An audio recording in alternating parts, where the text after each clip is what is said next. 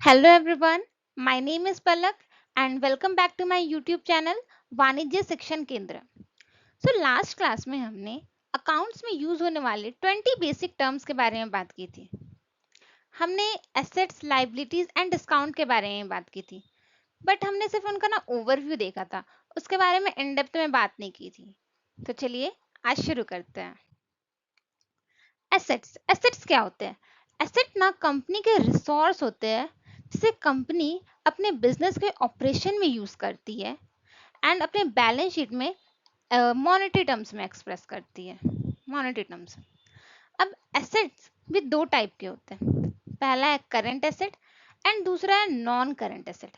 And non current asset को ही fixed asset कहते हैं। तो चलिए एसेट्स के सब टाइप के बारे में बात करते हैं। हमारा सबसे पहला सब टाइप है करंट एसेट। करंट एसेट क्या होते हैं? करंट एसेट कंपनी के वो रिसोर्स होते हैं जिसे company easily with in 1 year cash में कन्वर्ट कर सकती है। या तो वो कैश में कन्वर्ट करेगी, या तो सोल्ड कर लेगी, या फिर उसका यूज कर सकती है। मतलब कि current asset are all the resources of business that can be easily converted into cash, that can be sold easily, or that can be used within 1 year। मतलब कि एक साल के अंदर अंदर या तो कंपनी उसको कैश में कन्वर्ट कर सकती है, या तो उसे बेच सकती है, या तो उसे यूज कर सकती है। तो वो सारे चीजें जिन्हें कंपनी ये सब कर सकती है, कैश में कन्वर्ट करना, सोल्ड करना या फिर यूज करना, तो उन्हें करंट एसेट कहते हैं। ओके। अब करंट एसेट्स के भी बहुत सारे टाइप्स होते हैं। सबसे पहला है cash and cash equivalent. Cash and cash equivalent को कंपनी क्या तुरंत कैश में कन्वर्ट नहीं कर सकती है? कर सकती है। जैसे कि बैंक अकाउंट में कुछ पैसे पड़े हैं, तो क्या उसे तुरंत अपने बैंक से निकाल नहीं सकती है? निकाल सकती है। दूसरा सब टाइप है short term investment. Short term investment मतलब कि वो इन्वेस्टमेंट जिन जो बहुत ही टेम्पररी है और फॉर एक साल या फिर विद इन 1 ईयर के लिए है। एंड क्या कंपनी उसे एक साल के अंदर पैसे नहीं निकाल सकती है? निकाल सकती है। तो वो तुरंत कैश में कन्वर्ट हो जाते हैं। तीसरा है डेटर। डेटर कौन होते हैं? डेटर वो कस्टमर होते हैं कंपनी के जिन्होंने क्रेडिट में एक सामान खरीदा है। अब क्रेडिट में सामान खरीदा है तो उसको रीपे तो करना पड़ेगा कंपनी को। तो कंपनी क्या टाइम नहीं ना लेगी? तो वही 30 डेज या फिर 60 डेज के अंदर ले लेगी। तो डेटर भी तो एक करंट एसेट ही हुए, जो कंपनी को एक साल के अंदर पैसा वापस मिल जाता है। अगला है इन्वेंट्री। इन्वेंट्री मतलब कि स्टॉक्स। तो स्टॉक मतलब कि वो भी क्या एक साल के अंदर सेल करके वो कैश में कन्वर्ट कर सकती है? अगर कर सकती है तो वो भी करंट एसेट हुए। Next is prepaid expense. Prepaid expense मतलब कि वो एक्सपेंस जो फ्यूचर में अराइज होने वाला है, बट उसका पेमेंट अभी ही कर दिया गया है। फ्यूचर में होने वाले एक्सपेंस का अगर पेमेंट अभी प्रेजेंट टाइम में हो गया है तो उसे प्रीपेड एक्सपेंस कहेंगे। ठीक है। अगला है और अदर करंट एसेट। और जो भी करंट एसेट उन सब कैटेगरी में नहीं आए, वो सभी अदर करंट एसेट में आ सकते हैं। मतलब कि ओवरऑल हम लोग कह सकते हैं कि वो सारे रिसोर्सेज कंपनी के जिसे company with in 1 year cash में कन्वर्ट कर सकती है, या तो बेच सकती है, या तो उसका यूज कर सकती है, वो सारे एसेट्स करंट एसेट्स में आए। ठीक है। अगला बात करते हैं नॉन करंट एसेट या फिर फिक्स्ड एसेट के बारे में। नॉन करंट एसेट क्या होते हैं ना, कंपनी के वो लॉन्ग टर्म इन्वेस्टमेंट होते हैं या फिर बिग परचेजेस होते हैं कंपनी के, जो एक बार खरीद लिए तो कंपनी को बहुत साल तक खरीदने की जरूरत नहीं होती है, और बहुत टाइम तक वो कंपनी के बिजनेस में रहते हैं। ठीक है। फिक्स्ड एसेट के टाइप है। पहला है टैंजिबल एसेट्स। मतलब कि वो फिजिकल थिंग्स जिन्हें कंपनी टच कर सकती है। जैसे कि क्या हो गए, ये प्रॉपर्टी हो गए, लैंड बिल्डिंग हो गए, मशीनरी हो गए, कोई ट्रक डिलीवरी वैन हो गए, फर्नीचर हो गए, टेक्नोलॉजी हो गए, computer server server and office printer.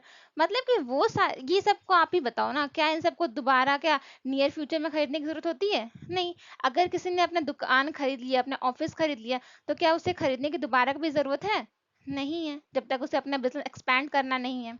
तो मतलब कि फिक्स्ड एसेट वो टाइप के एसेट होते हैं जिनको एक बार खरीद लिया तो बहुत टाइम तक के लिए बिजनेस में रहते हैं।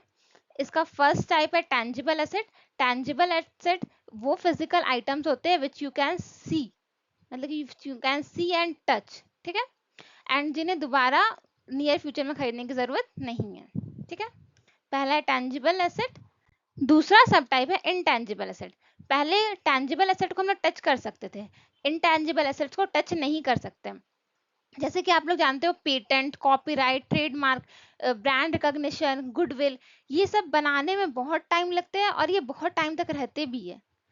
बट उनका क्या, उनको टच कर सकते हैं? नहीं। उनको कोई कुछ जगह रख सकते हैं? उनको नहीं रख सकते। ये इनटेंजिबल एसेट्स होते हैं, बट ये भी बहुत लंबे टाइम तक ही कंपनी में रहते हैं। ठीक है, और तीसरा है long term investment. Long term investment मतलब कि जब लंबे टाइम तक के लिए कोई इन्वेस्टमेंट किया गया है एंड अभी नियर फ्यूचर में 1-2 साल में उसका पैसा रिटर्न नहीं होने वाला है, एटलीस्ट 5 to 7 years लेने वाले हैं, उन सभी इन्वेस्टमेंट को लॉन्ग टर्म इन्वेस्टमेंट कहते हैं एंड वो भी कंपनी में एज अ फिक्स्ड एसेट के रूप में रहते हैं। ठीक है, हमने आई एसेट्स के बारे में पढ़ लिया एंड मैंने बहुत ही इजीली वे में आपको समझाने की कोशिश की है। आई होप कि आपको समझ में आया होगा। अब बात करते हैं लाइबिलिटी के बारे में। लाइबिलिटीज, लाइबिलिटीज भी दो टाइप के होते हैं, पहला करंट लाइबिलिटी एंड दूसरा non current liabilities.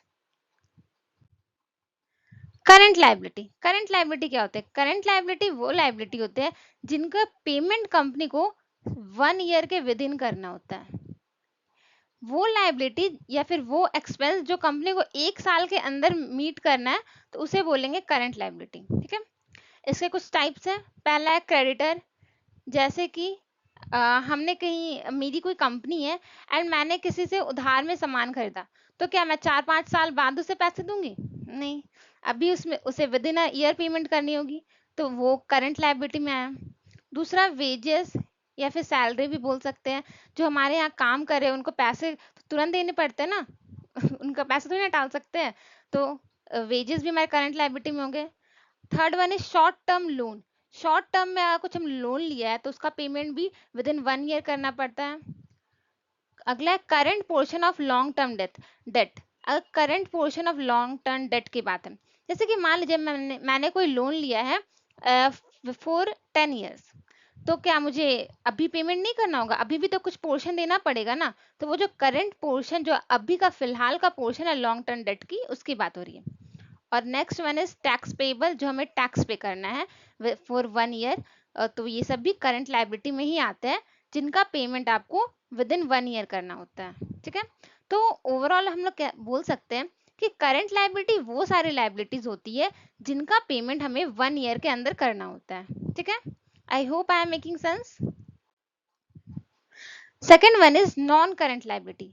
Non current liability वो लाइबिलिटी होती है जिनका पेमेंट ना नेक्स्ट 12 month यानी कि 1 साल में नहीं करना होता है, उनके लिए आपके पास अच्छा खासा टाइम रहता है। तो इसके भी कुछ सब टाइप्स है। पहला है long term borrowing. Long term borrowing जैसे उनका पेमेंट लगभग 3, 5 या 10 साल के लिए होता है। 10 साल तक आपको पेमेंट करना होता है अगर आपने अभी लोन लिया है तो। ठीक है, तो ये करंट लाइबिलिटी तो नहीं हुए। दूसरा है deferred tax liability. Third one is long term provision, future में होने वाले लाइबिलिटीज के लिए जो बनाया गया है प्रोविजन है, जिसका अमाउंट अब तक सर्टन नहीं है। And last fourth one is long term other long term liabilities, जो बाकी लॉन्ग टर्म लाइबिलिटीज है जो इसमें फिट नहीं बैठ रही है बाकी तीनों में। मतलब कि बेसिकली नॉन करंट लाइबिलिटीज वो लाइबिलिटीज होती है जिनका पेमेंट आपको विद इन 1 year नहीं करना है, एंड करंट लाइबिलिटीज वो लाइबिलिटीज होती है जिनका पेमेंट आपको विद इन 1 year करना है। ठीक है, चलिए आई होप कि आपको एसेट्स एंड लाइबिलिटी समझ में आई होगी। Now let's talk about discount. Discount क्या होता है? डिस्काउंट बेसिकली प्राइस में डिडक्शन होता है जो एक सेलर देता है बायर को। अब डिस्काउंट भी दो तरह से दिए जा सकते हैं। पहला होता है कैश डिस्काउंट एंड दूसरा होता है ट्रेड डिस्काउंट। तो चलिए पहले कैश डिस्काउंट के बारे में बात करते हैं।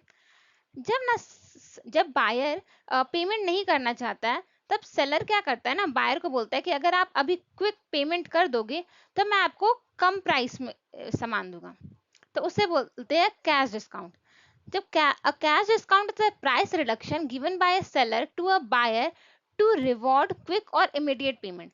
अगर बायर क्विक या फिर इमीडिएट पेमेंट करता है, तब जो सेलर होता है वो एक डिस्काउंट देता है, उसे बोलते हैं कैश डिस्काउंट। ओके, दूसरा है ट्रेड डिस्काउंट। ट्रेड डिस्काउंट क्या करता है ना, जो सेलर है वो मैन्युफैक्चरर या फिर होलसेलर को देता है या फिर रिटेलर को, मतलब कि जिसको भी देता है बल्क बाइंग के लिए।